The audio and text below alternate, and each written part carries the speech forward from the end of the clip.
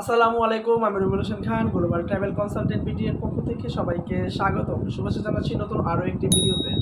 তো ইতিমধ্যে সবাই জেনে গেছেন যে কোন বিষয়টি নিয়ে আজকে আলোচনা করবো। হ্যাঁ বন্ধুরা, আজকে যে বিষয়টি নিয়ে আলোচনা করব, ফ্রেশ পাসপোর্টে কানাডা ভিসা। হ্যাঁ, আদৌ কি সম্ভব? হ্যাঁ, ফ্রেশ পাসপোর্টে কানাডা ভিসা এতদিন মানুষ শুনেছে বা দেখেছে বিভিন্নভাবে। ফ্রেশ পাসপোর্টে কানাডা ভিসা অনেকেই শুনেছে, বাট প্রমাণ সহকারে অনেকে দেখে নাই। তো আজকে আমি আপনাদেরকে একটা বাস্তব এক্সপিরিয়েন্স শেয়ার করব, যেটি আমি নিজেই প্রসেসিং করে আমার এক ক্লায়েন্টকে ফ্রেশ পাসপোর্টে কানাডা 10 বছরের মাল্টিপল ভিজিট ভিসা করে দিয়েছি। তো সেই বিষয়টা আজকে শেয়ার করব যে ফ্রেশ পাসপোর্টেও কানাডা ভিসা পাওয়া যায়। তো সবচাইতে বড় কথা হচ্ছে আমি সেটা আজকে আপনাদেরকে শেয়ার করব, একদম বাস্তবে প্রমাণ করব। তো যাই হোক বন্ধুরা, আপনি আমার হাতে একটা পাসপোর্ট দেখতে পাচ্ছেন। এই যে দুটো চিহ্ন দেখতে পাচ্ছেন, একটা হচ্ছে যখন বায়োমেট্রিক দিয়েছিল তখন একটা এখানে স্টিকার লাগিয়েছিল, এবং দ্বিতীয়ত হচ্ছে যখন পাসপোর্টটা অ্যাপ্রুভাল আসার পর পাসপোর্টে জমা দিয়েছিল তখন একটা স্টিকার দিয়েছে। এটা হচ্ছে একটা প্রমাণ, ঠিক আছে। তো দ্বিতীয়ত হচ্ছে আমার হাতে একটা পাসপোর্ট দেখছেন, ই পাসপোর্ট, 10 বছরের ই পাসপোর্ট, এবং এই পাসপোর্টটা 10 বছরের, এবং ভিসাটাও কিন্তু সেই 10 বছরের দিয়েছে।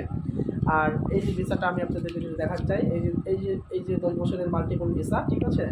এটি হচ্ছে ভিজিট ভিসা। আর এই যে পুরো বইটা কিন্তু ফ্রেশ, কোনো দেশে ভিজিট নেই, কোনো দেশে ভিজিট নেই, একদম ফ্রেশ পাসপোর্টও কানাডা ভিসা সম্ভব হয়েছে, যেটা আমরা করে দিয়েছি। এবং প্রসেসিংয়ের মাধ্যমে যদি দক্ষ প্রসেসিং হয়ে থাকেন তাহলে আপনি অবশ্যই এরকম ফ্রেশ পাসপোর্টেও কানাডা ভিসা করা সম্ভব, অনলি ওয়ান হোটেল বুকিং দিয়েও।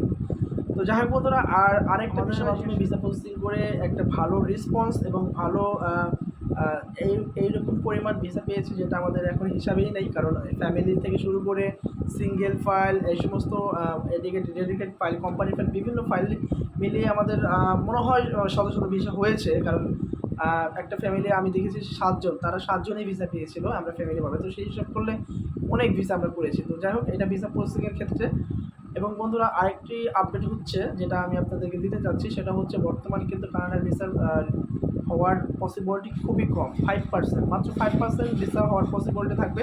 এবং যারা ইতিমধ্যে পাসপোর্ট জমা দিয়েছেন তাদের এখন থেকে কঠোর হওয়া উচিত। যদি কারো জেনুইন ডকুমেন্ট থাকে, আপনি একজন জেনুইন ডকুমেন্ট ধারী হয়ে থাকেন, তাহলে আপনি কানাডা ভিসার জন্য আবেদন করবেন, ওকে। আর যদি আপনি কোনো ধরনের সুযোগ নেন, যে আপনার কোনো ধরনের ডকুমেন্ট করার সুযোগ নেন, তাহলে আপনার ভিসাটা কিন্তু হবে না। আপনি এটা মাথায় রাখবেন।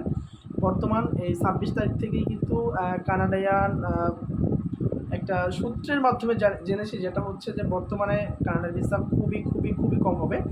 যেমনটা আগের মতো, আগেও আমরা যেরকম দেখেছিলাম কানাডার ভিসার ইস্যুটা হঠাৎ করেই তো বেড়ে গেছিলো, তার আগে যেরকম ছিল এখন সামনের মাসে হয়তো বা সেরকম হয়ে যাবে। ভিসা পসিবিলিটি মাত্র 5% নেমে আসবে। তো বন্ধুরা, যাই হোক, এটা শর্টকাট একটা ভিডিও করলাম আপনাদের দেখানোর জন্য। তো বিস্তারিত যদি কারো কোনো কিছু জানার দরকার হয়, নিচে দেওয়া নাম্বার থাকবে, নাম্বারে যোগাযোগ করে আমাদের সাথে আমাদের সহযোগিতা নিতে পারেন। বিশ্বের যে কোনো দেশের ভিজিট ভিসা প্রসেসিংয়ের ক্ষেত্রে আমাদের সহযোগিতা নিতে পারেন। এবং আমাদের অফিসের ঠিকানা হচ্ছে Jamuna future park, level 2, block C, Baridhara, Bashundhara, Dhaka. বন্ধুরা, সবাই ভালো থাকবেন, সুস্থ থাকবেন। আল্লাহ হাফেজ।